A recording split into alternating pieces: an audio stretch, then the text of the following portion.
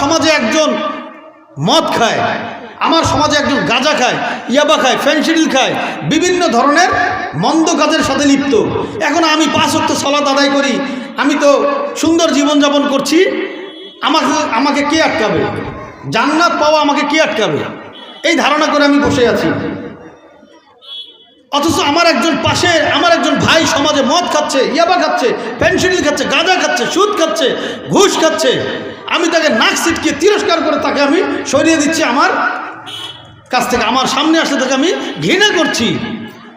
এই অধিকার আপনাকে রাসূল সাল্লাল্লাহু আলাইহি সাল্লাম দেননি, আল্লাহ তাআলাও দেননি।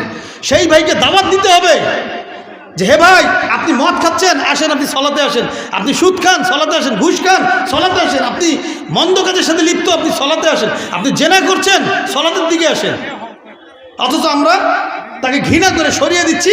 ওই ভাই মদ খাওয়া অবস্থায় মৃত্যুবরণ করলো, গাঁজা খাওয়া অবস্থায় মৃত্যুবরণ করলো, নোংরা কাজ করা অবস্থায় মৃত্যুবরণ করলো, আপনি আমি জান্নাতি মনে করছি? কখনোই না। তাকে দাওয়াত দিতে হবে, তাকে ইসলামের পথে নিয়ে আসতে হবে এবং তাকে মসজিদের দিকে নিয়ে আসতে হবে। সে যদি মদও খায়, গাঁজাও খায়, ইয়াবা ফেনসিডিলও খায়, তারপরেও তাকে মসজিদের দিকে নিয়ে আসতে হবে, সালাত আদায় করার জন্য তাকে তাগিদ দিতে হবে। কেননা আল্লাহ তাআলা বলছেন, ইন্নাস সালাতা তানহা আনিল ফাহশাই ওয়াল মুনকার ওয়ালা যিকরুল্লাহি আকবার। নিশ্চয়ই সালাত সকল প্রকার মন্দ কাজ থেকে মানুষকে বিরত রাখে।